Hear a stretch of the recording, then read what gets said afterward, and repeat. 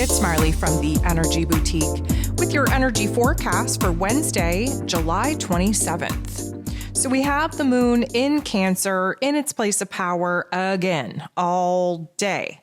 This means that we are hypersensitive, very emotional, very attached to what is old, tried, tested, and true, what is safe, what is secure, what is familiar. And although that may be what our introverted selves need at this particular point in time in order to find that safety and security in our emotions, it is posing a little bit of a problem, seeing that we are on the cusp of making a major change in life, and grasping to the old is definitely putting a little bit of a damper on the progress in which we're able to make at this time. Now, today is the last day before the new moon in Leo. If you have not downloaded your moon guide, please go ahead and do that. If you have not listened to the astro forecast that I have put out for this new moon in Leo, please go ahead and do that. And also keep in mind that this is the last day that Jupiter will be direct. Again, he is preparing to go retrograde just hours after the new moon in Leo peaks here tomorrow.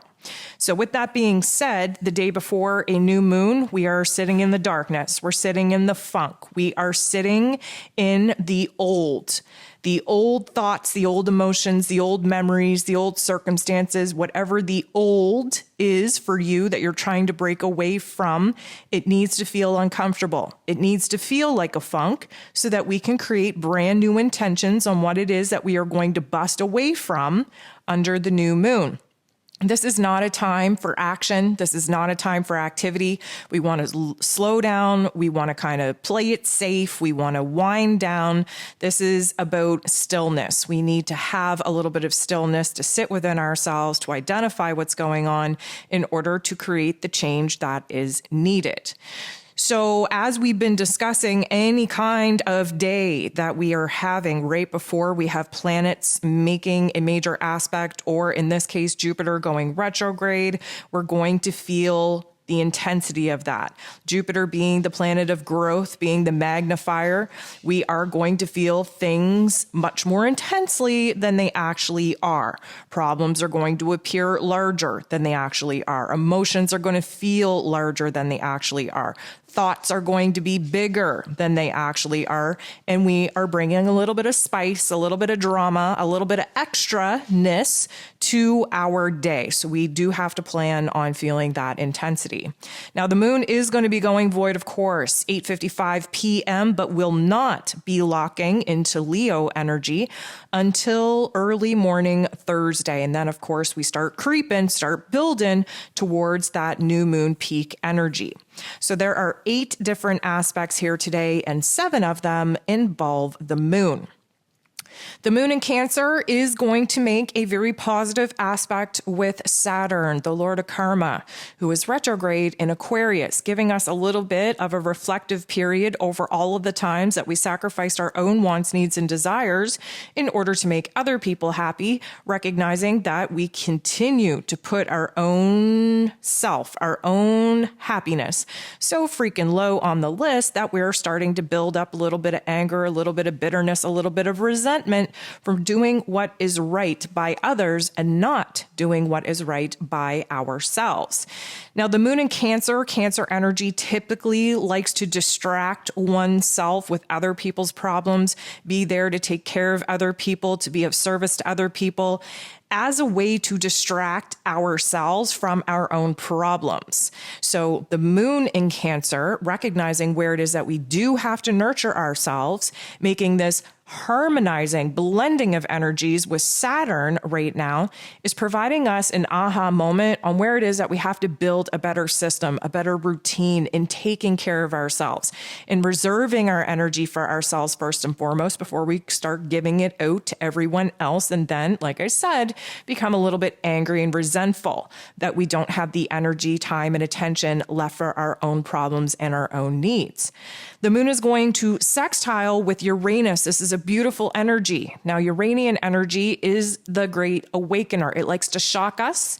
It likes to awe us. It likes to just put those aha moments, those light bulb moments in our brain so we can shift our perspective and open up our mind and see where it is that a sudden shift, a sudden change is needed, and for us to adapt to that said change a lot quicker, a lot more easier than we would have even this time last month. Now, Uranus is in Taurus energy. So this sudden shift, this aha moment, this change, this sudden revelation is coming from Taurus-ruled topics and themes. What is that? Well, first of all, it's a fixed earth energy. It is our physical circumstances, our physical body, our happiness, our joy, our relationships, our money, our daily routine, the foundation that we've built in our day-to-day life. That is changing. It has to. In order for us to have the kind of reality in which we're praying for, in which we're trying to actively manifest, we have to do things differently. To do the same thing over and over again, expecting a different result, is the definition of insanity. So if we want an actual change, we have to boss up and actually be the change that is needed first and foremost in order to see that change, that domino effect take place in our physical realms. The moon in Cancer, sextiling, which is a positive energy with Uranus and Taurus, means that we are recognizing where the foundation is needed the most, especially where the home and the family dynamics are concerned, where the relationship, the money matters are concerned. We've really been recognizing where we're lacking safety, security, stability in those areas, which means that we have to boss up. We have to do better, starting with taking care of ourselves first and foremost. We are literally the drop in the ocean that is needed in order to see that ripple effect take place. So the moon continues to do beautiful things by sextiling beautiful energy. The true node is our destiny's path. It's our soul's path. It's our mission. It's our purpose. The destiny point wants to get us on the right track so that we can reach our soul's maximum potential. So what we're figuring out by these earlier kind of aspects is what our next step is. That soul path energy, trying to get us on the right path, make the right moves, take the next step into the direction that is going to help us feel safe and secure mentally, emotionally, and of course, physically. So we're having all these aha moments. We're recognizing where change is needed the most. We're recognizing that the change needs to start with us first. And therefore, we get a little bit of help by recognizing the next piece of the puzzle, the next step forward, the next action that we should be putting in place. Now we have Mercury, who is in Leo, very big, very bold, very brave, trining, which is a beautiful energy, with Chiron, the wounded healer, who is retrograde. So Mercury just moved into Leo. Go listen to that astro forecast for a refresher if you need to. Chiron just went retrograde. Just tap into that astro forecast for a refresher when you need to. But basically, what this interaction between these two planets are doing is helping us to open our mind to learning. What are we learning? We're learning new skills, new ways of doing things, new parts about ourselves. We are opening our minds to learning from other people, which is a great thing. Why? Because other people serve as the mirror that bounces and reflects back to us what is beat down, broken, needs attention and repair within ourselves. Every single person that we have in our lives is a reflection of our inner state of being. And now that we are recognizing that there are wounds that need to be healed in order for change and transformation to take place, what better way to learn, to navigate where the wounds are within us than to open our minds and see from other people where we are triggered, where we are activated. So now we're open-minded to say, okay, let me look at this relationship. Let me see what bothers me about this relationship. What is the primary root problem within myself that continuously activates this pain, this suffering, this emotion within me? This particular interaction is also going to help us be a little bit more articulate, be a little bit more, I'm going to say, strong-hearted with communicating our feelings. Now, let me just say that it might not come out the way that we want it to. And also let me just say that it might not be received in the way that we want it to. But the important part is that we're getting it out. We're speaking our truth. We're having these heart-to-hearts. We're getting the bulk of our message, of the information out. And this is a good energy for us to kind of touch on these heartfelt, sensitive topics. And we are a little bit more mindful, because Mercury rules over the mental plane. We're a little bit more mindful, not only about the information that we're putting out, but the information that we're taking in. We're very observant. We can kind of pick up on the subtle cues, the little hints, if you will, in our environment, especially in conversation. It's easier for us to understand things because we're connecting from the heart chakra to other people's heart chakra. This is where there's like this underlining telepathic language of love that is filling in the gaps of the words that we're not able to piece together in a way that would come across in the way that we were hoping. But our message is being kind of put out there, it's being heard, it's being acknowledged, and it's getting the ball rolling in the right direction. So it is kind of indicative of further conversations, further directions that we need to take. But for many of us, we've been biting our tongue on saying a lot because we haven't been able to even make sense of it within ourselves, let alone speak it outside of ourselves. But now is the right time to get it out, to put it out all on the table, and then to step back and in your personal relationships, figure out a good way to come together and approach these kinds of problems. So then the moon is going to bump into Saturn again, but in not the nicest way this time. I shouldn't say not in the nicest way. This is a little bit more serious of a way because it provides us with an opportunity to put into action the life lessons that we did learn, that we are learning, and that we should have learned. So it's likely that a situation is going to present itself in our external realm that we don't have control over, that is really going to, A, bring awareness to where it is that our roles, responsibilities, and commitments to other people are just sucking the life out of us and really getting in the way from us taking care of ourselves first and foremost, and realizing where it is that we're no longer in alignment with certain titles and roles and connections and commitments. And B, it's also showing us an opportunity for us to do things differently. Earlier on in the day, we should have realized where it is that new routines, new foundations, new systems, new structures need to be put in place in order for us to take care of ourselves first, instead of give our energy away to other people and not reserve any energy for ourselves. It is likely going to come up in an outside activation and trigger where we're going to be gifted the opportunity to make a change. And for those of you people pleasers out there, or recovering people pleasers, which most of us sensitives and empaths are, this is going to be an opportunity where we're going to want to say yes out of automatic want, need, and desire to not disappoint people. But really, we should be saying no, because it is best for us.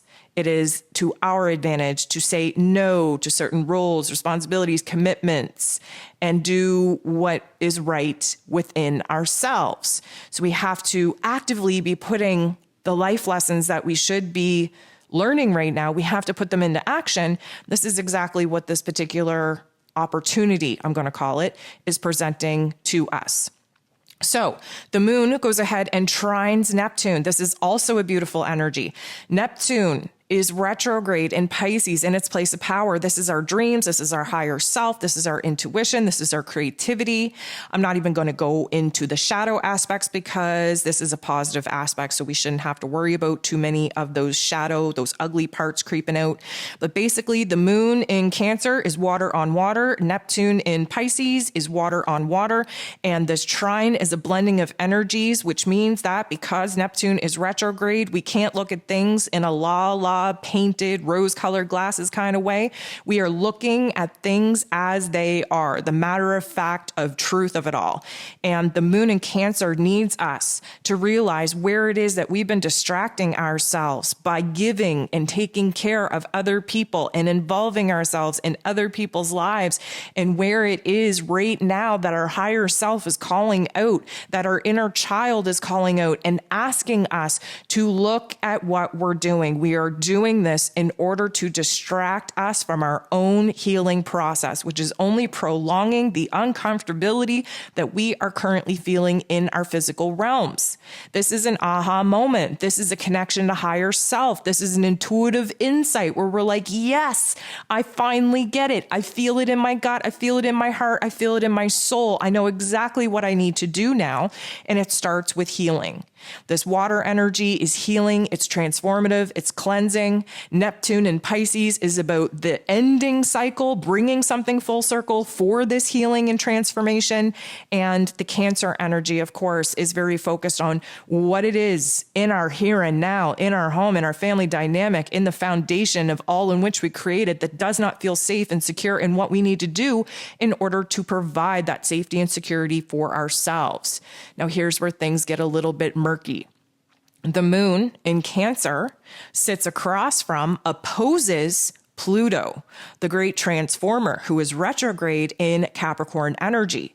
Cancer and Capricorn sit across from each other in the zodiac wheel. Cancer is the maternal, mother-like, nurturing energy, the water, emotional, intuitive side of life, while Capricorn is the father-like, masculine energy of the zodiac, who takes care in a different way, nurtures the reputation, all the roles and responsibilities outside the home, the career, the finances. What we know that the Cancer and Capricorn energy have in common is that it's on the safety and security axis. That's what we're concerned about. The Cancer energy wants the safety and security within the emotional field, within the home, within that family dynamic. The Capricorn energy wants that safety and security to go out in the world, to step into one's power, to be the next level of authority in order to have the reputation, have the career that is going to provide the financial safety and security for the home.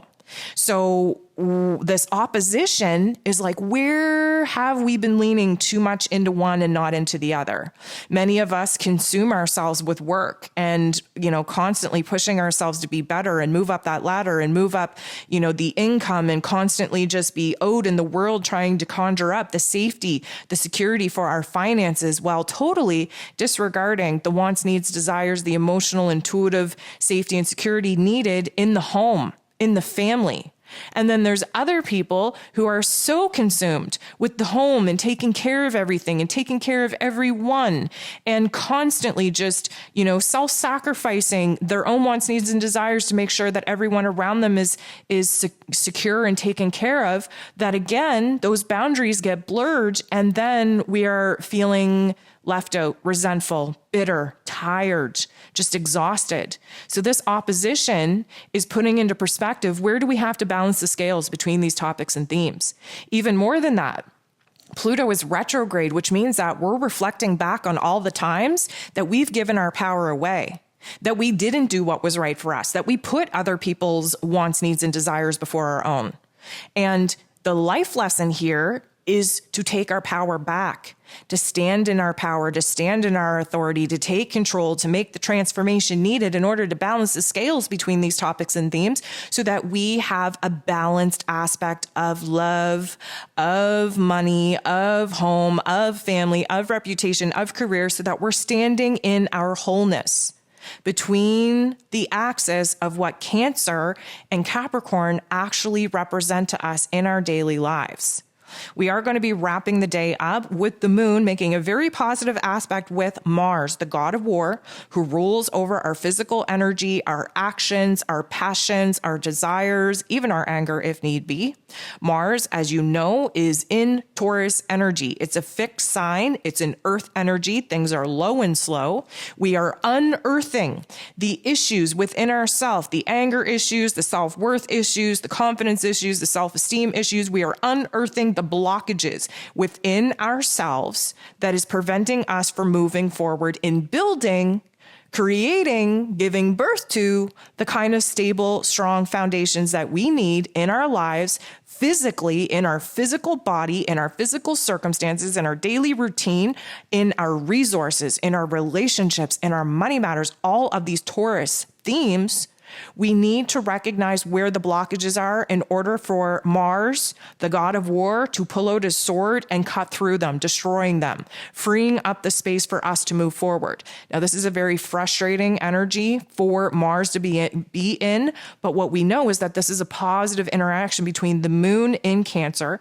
and Mars in Taurus, which means that we're inspired, we're motivated, we're all fueled up and fired up in order to do the right things. What are the right things? Well, we know that the moon in Cancer is showing us where it is that we have to take care of ourselves, where it is that we have to smooth over and build a stronger relationship within ourselves, within our home, within our family dynamics. We have to create and implement and really enforce new boundaries in our life in order to protect ourselves, in order to protect what it is that we've already created, what it is we've already built, what it is we've already poured into.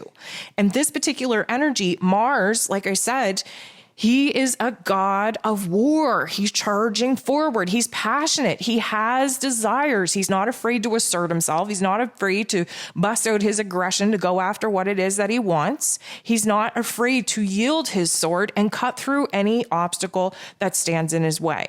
So because this is a positive aspect, we are really unearthing the blockages, the challenges that we have in ourselves with our value, with our worth, with our confidence, with our self-esteem that is preventing us from putting ourselves at the top of the list.